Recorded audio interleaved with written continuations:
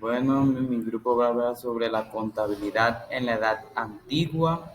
Mi grupo está conformado por Yatser Gaitán, Andrés Oñates, Emily Pérez, Pedro Blancos y mi persona, Brian Orcasí. Bueno, yo les voy a hablar sobre la contabilidad en la Edad Antigua, sobre el origen. Bueno, en los años 6000 a.C. existieron elementos necesarios para considerar la existencia de actividades contables. Por un lado, la escritura, por el otro, los números y después luego elementos económicos indispensables, como el concepto de propiedades y aceptaciones generales de unidades de medida de los valores. Antecedentes más remotos de la contabilidad es una tablilla de barro considerado como el testimonio contable más antiguo de esa época, de la Mesopotamia, donde años antes los desarrollos de unas civilizaciones llegaban las actividades económicas teniendo grandes importancias. Las importancias serían las principales, fueron las tablas de barro, que eran las que podían llevar en la contabilidad en ese tiempo. Los primeros registros contables se constituían por fichas de barro en la antigüedad del cálculo, en el patrimonio que utilizaban en esa época. Los registros contables más antiguos se vieron fue en la Mesopotamia.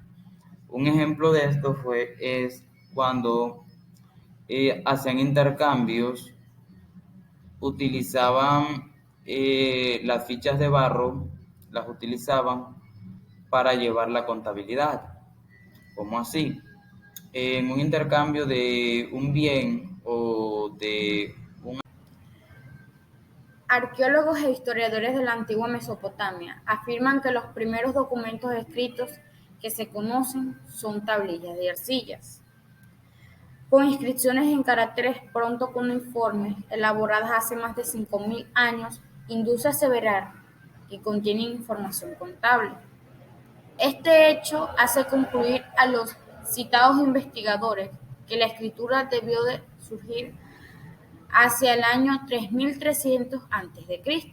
Bueno, se calcula en su antigüedad sobre los 6000 años antes de Cristo. Dichas tablillas se consideran como el testimonio contable más antiguo de que se tiene noticia.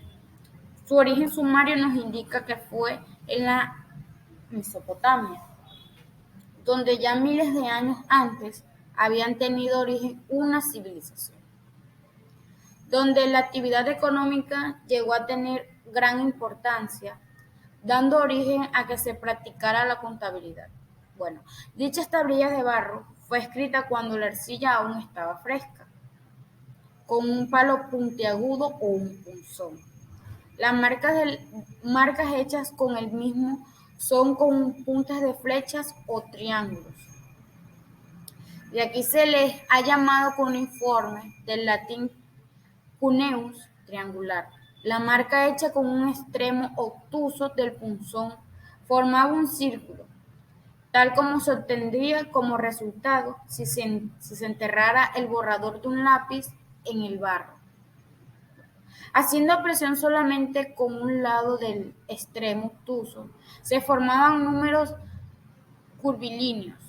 Bueno, algunos investigadores han creído encontrar en esta distinción los ingresos y egresos de la contabilidad a partida simple.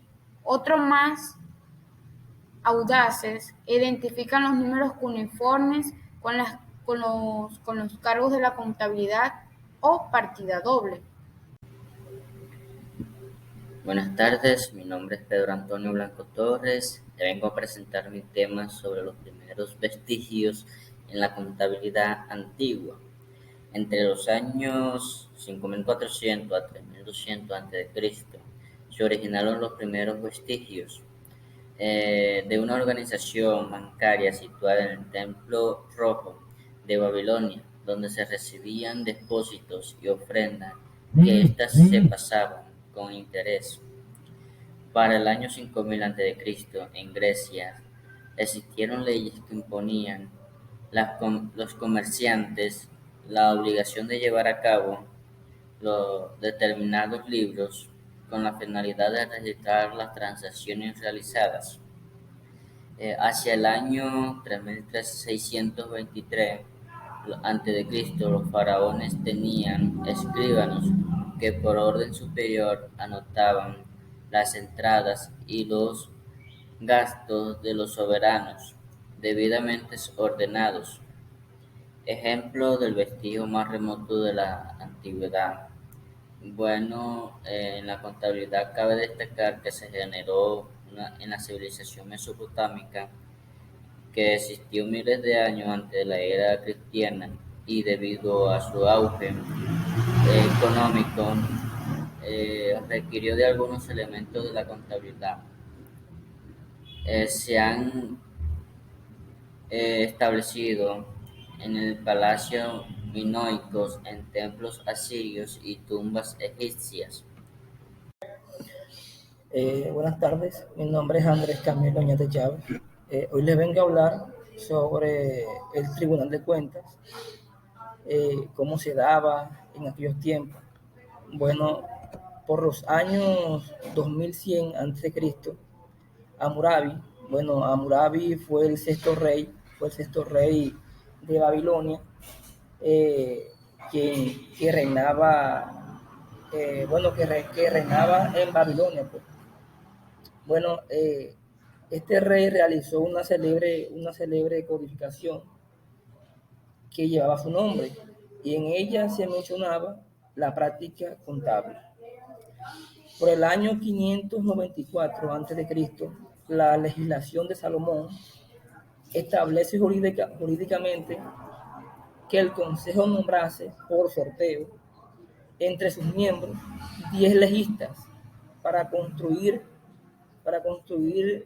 el Tribunal de Cuentas. Ahora, este tribunal fue destinado a juzgar a funcionarios de diversos servicios administrativos que debían rendir cuentas anualmente. Bueno, el Tribunal de Cuentas es un organismo que tiene un control externo y este tribunal se encarga de la contabilidad y la actividad económica de los partidos políticos. El Tribunal de Cuentas tiene dos funciones, las cuales son función fiscalizadora. Esta hace referencia al sostenimiento económico en el sector público como tal, pues. Y también tenemos la función jurisdiccional. Esta hace referencia a la labor tribunal de las cuentas. También conlleva una gran responsabilidad contable. Bueno, muchas gracias.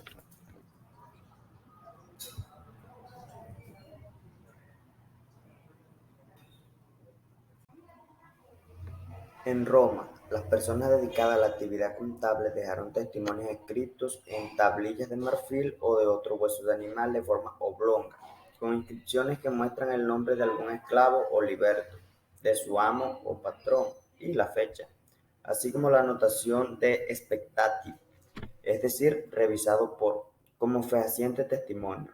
El año 85 a.C. se encontraron tablillas que textualmente una de ellas decía, revisado por Quesemo, esclavo de Fafinio, el 5 de octubre. En el consulado de Lucio Signia y Ceneo Papiro, con certeza se sabe que durante la República, como en el Imperio, la contabilidad fue asignada a los plebeyos. Los romanos llevaron una contabilidad basada en dos libros, el Adversaria y el Codex. El Adversaria estaba destinado para efectuar registros referentes a la caja.